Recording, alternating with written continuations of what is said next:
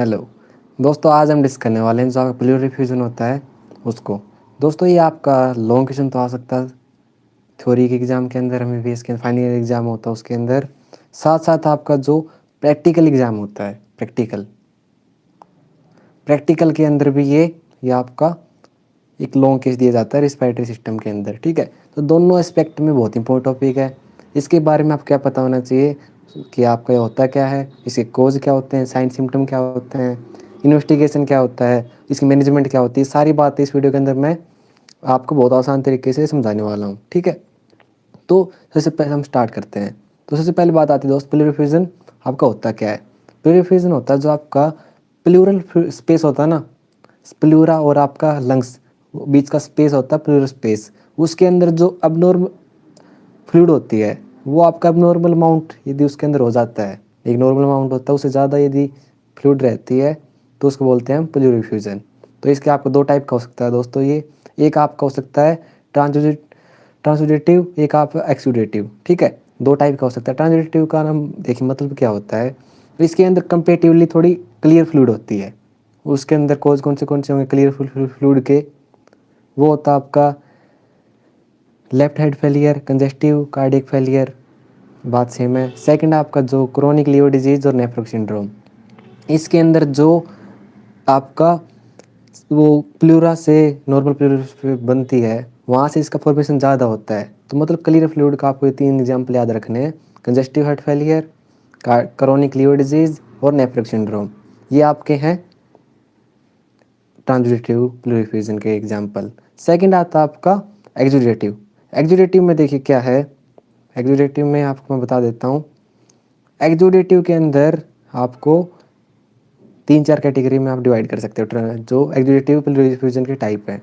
उसमें नंबर 1 आता है आपका इन्फेक्शन। इन्फेक्शन के अंदर टीबी के अंदर जो प्लूरल फ्यूजन होता है वो एक्सुडेटिव होता है। मैलिग्नेंट के अंदर मैलिग्नेंट कंडीशन आती है, कैंसर आते हैं उनके अंदर, एक तो bronchogenic carcinoma of lungs, breast carcinoma से आपका वहाँ से बिल्कुल पास होता है तो वहाँ से भी आपका फ्यूजन हो सकता है, लिम्फोमा की कंडीशन में हो सकता है। इसके अलावा जो ऑटोइम्यून कंडीशन है कौन सी एसएलई और आपका रूमेटॉइड आर्थराइटिस, ये दो कंडीशन है। इनके अंदर भी आपका जो फ्यूजन मिलता है, प्लूरल फ्यूजन मिलता है, वो एक्सुडेटिव टाइप का मिलता है। इसके अलावा एक्यूट पैनक्रियाटाइटिस और आपका पल्मोनरी एम्बोलिज्म, ये आपके एग्जाम्पल है एक्सुडेटिव प्लूरल फ्यूजन के।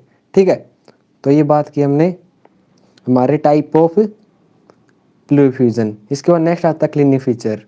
क्लिनिकल फीचर्स के अंदर दोस्तों हमें देखिए दो टाइप की पढ़नी है। एक आपका जो फ्यूजन है उसकी वजह से आप क्लिनिक फीचर मिलती है, एक जो आपकी इटियोलॉजी है उसकी वजह से आपके क्लिनिक फीचर मिलती हैं। तो जो इफ्यूजन होता है उसके अंदर आपको क्या क्या मिलेगा, एक तो आपका हम परकशन करते हैं तो आपका डल इक मिलेगा वहाँ पर जिस साइड पर इफ्यूजन है। इसके अलावा इफ्यूजन फ्लूइड है तो आपका सांस लेने में प्रॉब्लम आती है, शॉर्टनेस ऑफ ब्रेथ, और आपका शार्प प्लूरिटिक चेस्ट पेन हो सकता है आपका जो उसके सराउंड होती है उनकी वजह से।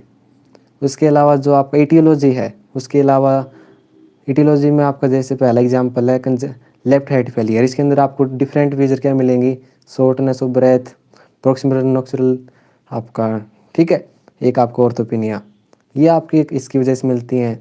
सेकंड आता है आपका क्रोनिक लीवर डिजीज़ के अंदर आपको अबडोमिनल स्वेलिंग मिलेगी और जीआई ब्लीडिंग मिल सकती है, क्योंकि इसके अंदर आपका पोर्टल कंडीशन वो भी इन्वॉल्व हो सकते हैं। नेफ्रोटिक सिंड्रोम के अंदर जनरलाइज स्वेलिंग आपको मेनली एक क्लीन फीचर मिलती है। बैक्टीरियल इन्फेक्शन के अंदर आपको फीवर मिल सकता है, कफ मिल सकती है, डिस्पेनिया मिल सकता है।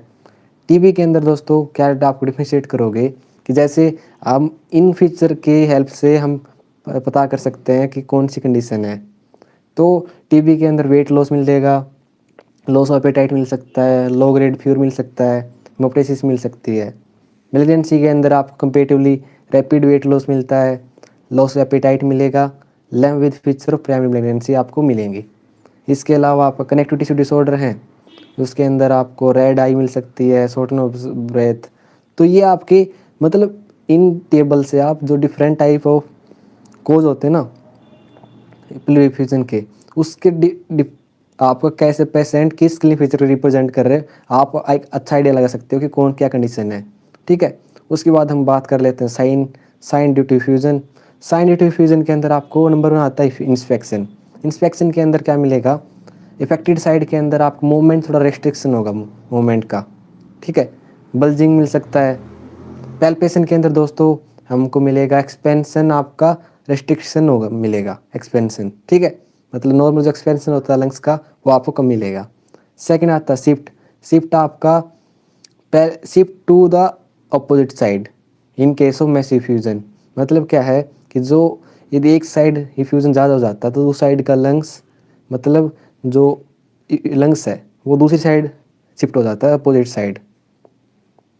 थर्ड आता है परकसन। परकसन में आपका at and below the level of effusion आपको एक डल परकसन मिलेगा, डल नोट मिलेगा, ठीक है। जहाँ पे एयर ज़्यादा रहती है वहाँ पर कौन सा मिलता है, रेजोनेंट मिलता है। यदि वहाँ पर यदि फ्लूइड है तो डल मिलेगा। ऑस्कल्टेशन में ब्रैंकियल, वेस्कुलर ब्रैंकियल साउंड और आपका वो कम मिलेंगी, ठीक है। उस जहाँ पर भी आपको रिफ्यूजन है जो आपकी लंग साउंड है वो आपकी कम मिलती है। तो ये आपके साइन की बात की हमने। इसके बाद आता है दोस्तों साइन ड्यू टू एंडरलाइन इटियोलॉजी।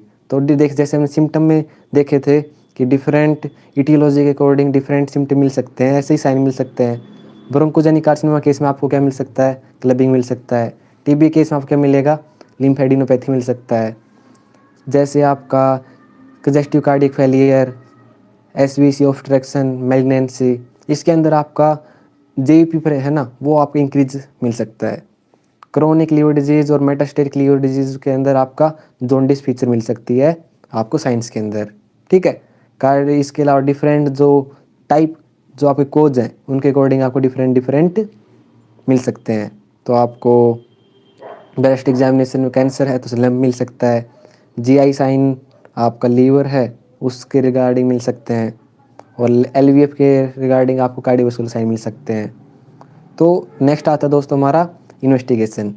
आपके सबसे पहले हमें देखे इसके डेफिनेशन, फिर देखे कोज, फिर देखे साइन सिम्टम।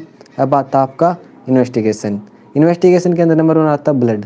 ब्लड के अंदर देखिए जैसे नॉर्मली करवाते हैं haemoglobin, total count, differential count, CRP और ईएसआर, ये नॉर्मल हम इन्वेस्टिगेशन करवाएंगे।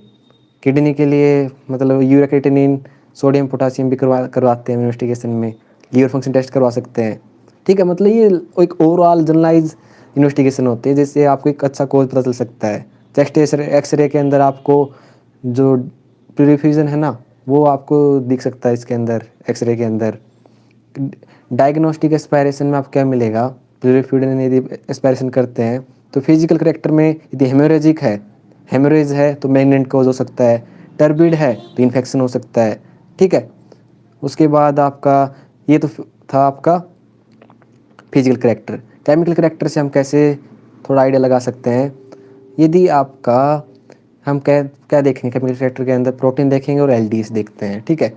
तो आपका जो डायग्नोस्टिक क्राइटेरिया है एक्सुडेटिव और आपका ट्रांजिटेटिव का, वो होता है आपका, यदि एक्सुडेटिव होता है इनमें से कोई भी क्राइटेरिया यदि फिल होता है तो हम बोल सकते हैं कि एक्सुडेटिव टाइप ऑफ प्लूरिफ्यूजन है। तो कैसे, एक तो आपका फ्लूइड प्रोटीन है, जो प्लूरल डिफ्यूजन है उसकी फ्लूइड और सीरम प्रोटीन का यदि रेशियो मोर देन 0.5 हो, या आपका फ्लूइड का एलडीएच और सीरम का एलडीएच का रेशियो मोर देन 0.6 हो। ये तो देखिए सीरम प्रोटीन का इससे ज़्यादा, इन दोनों का प्रोटीन का रेशियो होना चाहिए मोर देन 0.5, एलडीएच का रेशियो होना चाहिए 0.6, और आपका जो फ्लूइड का एलडीएच है ना वो आपका हम बोल सकते हैं कि 2/3 नॉर्मल लिमिट है ना एलडीएच की सीरम के अंदर, उससे ही ज़्यादा है। इनमें से कोई भी क्राइटेरिया यदि फिल होता है तो हम बोल सकते हैं कि ये आपका एक एक्सुडेटिव टाइप ऑफ प्लूरिफ्यूजन फ्लूइड है। ट्रांजिटिव मतलब इनमें से कोई भी क्राइटेरिया फिल्ड ना हो। इसके अलावा आपका जो माइक्रोबायोलॉजी करेक्टर है उसमें हम क्या क्या कर सकते हैं, एक आपका हम ग्राम स्टेन करवा सकते हैं, एसिड फास्ट बेसिलाई के लिए स्टेन करवा सकते हैं, कल्चर कर सकते हैं, ठीक है। लेकिन डायग्नोस्टिक इनका बहुत कम चांस होता है, इसलिए वो लिख रखा है diagnostic is very low. Cytological character के अंदर देखिए आपका एबनॉर्मल मैलिग्नेंट की सेल किसके अंदर मिलेंगी, एक इन मैलिग्नेंट फ्यूजन के अंदर मिलेंगी। पॉलीमॉर्फो न्यूक्लियर प्रोडोमिनेंट है वो आपको कहाँ पर मिलेगा, जो पॉलीमॉर्फो डिफ्यूजन होता है वहाँ पर। और लिम्फोसाइटिक यदि ज़्यादा मिल रही हैं इफ्यूज़न के अंदर, इफ्यूज़न फ्लूइड के अंदर, तो आपका टीबी मैलिग्नेंट इफ्यूज़न ज़्यादा इंडिकेट करते हैं। मार्कर ऑफ टीबी क्या क्या हो सकता है? एडीए लेवल ज़्यादा मिलेगा, इंटरफेरन गामा लेवल मिल सकता है ज़्यादा, तो ये आपके टीबी के मार्कर हैं। इसके अलावा आपका प्लूरल बायोप्सी करवा सकते हैं हम, या आपका इसके अलावा डिफरेंट जो हमारा सस्पेक्ट होता है कोई कोज, उसके रिगार्डिंग हम करवा सकते हैं आपका इन्वेस्टिगेशन। लास्ट आता ट्रीटमेंट। ट्रीटमेंट दोस्तों क्या होता है? ट्रीटमेंट में आपको क्या करना होता है इसके अंदर? If it is likely to be transudative effusion, तो हम क्या करेंगे, जो आपका कोज है जिसकी वजह से आपका इफ्यूजन हो रहा है, तो वो उस पर ज़्यादा ट्रीट करने की ज़्यादा हम कोशिश करते हैं कंपेरेटिवली टू ड्रेन। यदि आपका यूनिलैटरल एक्जुडेटिव इफ्यूजन है, सेकंड कंडीशन आती है, तो हम क्या करेंगे, drainage of fluid by inserting a intercostal chest drain become essential under following circumstance. ठीक है, इन कंडीशन में आपका नॉर्मल जो बाकी कंडीशन है उनमें तो हम जैसे ट्रांजिटिव उसमें ऐसे कर सकते हैं, लेकिन इन कंडीशन के अंदर जैसे symptomatic effusion, moderate to severe effusion, even it is asymptomatic, और इम्पाइमा, इन कंडीशन के अंदर यदि यूनिलैटरल एक्जुडेटिव इफ्यूजन है तो इनमें हम आपका इंटरकोस्टल चेस्ट ड्रेन करते हैं। और एक लास्ट आता है आपका, यदि आपका रहता है रिकरेंट इफ्यूजन। रिकरेंट इफ्यूजन के अंदर दोस्तों जो प्लूरोडेसिस होता है, can be attentive way adhesion is induced between visceral and vital pleura by some sclerosing agent like talc, bleomycin, tetracycline, betadine, इनका हम यूज़ कर सकते हैं जब आपका हम सस्पेक्ट करें कि कोई एडेशन है। इसके अलावा हम आपका insertion of a long term indwelling pleural catheter कर सकते हैं, और आपका जो अंडरलाइन कोज उसको ट्रीट करेंगे। तो ये एक आप जनरल मैनेजमेंट थी प्लूरल इफ्यूजन केस में। तो दोस्तों इस वीडियो से आपको फ़ायदा हुआ है तो आप लाइक तो ज़रूर करना, और चैनल से सब्सक्राइब कर सकते हो जिससे आपको आने वाली वीडियो का पता चल जाए। ठीक है, तो देखने के लिए थैंक यू, बाय।